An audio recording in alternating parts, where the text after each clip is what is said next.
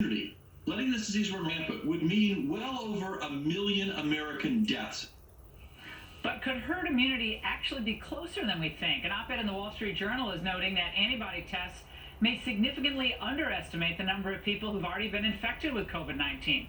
If so, it's possible that some early hotspots like New York City and northern Italy already have a degree of herd immunity. The same may be true of other places soon. Here with reaction is Dr. Scott Atlas, Hoover Institution Senior Fellow, former Chief of Neuroradiology at Stanford. And Dr. Atlas, great to see you tonight. Why is there so much resistance? Even the president himself has kind of poo-pooed this idea of the herd. But why so much resistance to this?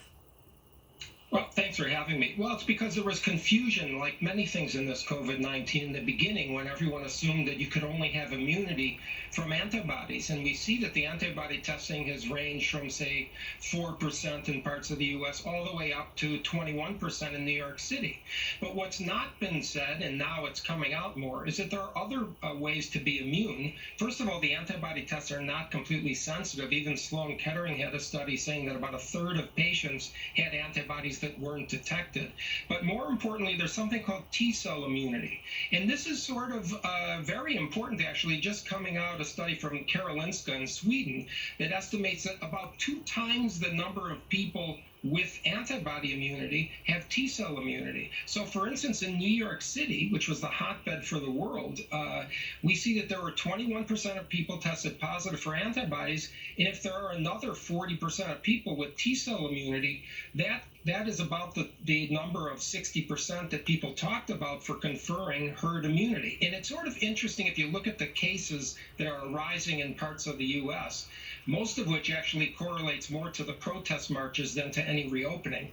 But you have to wonder, why in New York, then, are there no real rises in cases? And I believe there's a good chance it's due to the fact that they're not going to have it, because ultimately, ironically, it will become the safest place because it may already have herd immunity. Yeah, but with the T-cell immunity, another member of our medical cabinet has basically said the U.S. government should be testing for T-cell immunity, and it's not as complicated as the Karolinska study indicated. I think he said it could be done with quantiferin. Am I getting that right? That the test would not be as complicated as it's been made out to be, but it's critical for the reopening and for confidence, Dr. Atlas, inspiring confidence.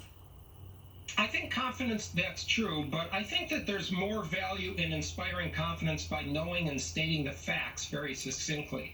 Because the risk of this has been grossly overblown. We know now the fatality rate is 0.04% for people under 70, which is less than or equal to seasonal flu for people under 70 years old. And I saw your earlier segment, virtually 0 for school children.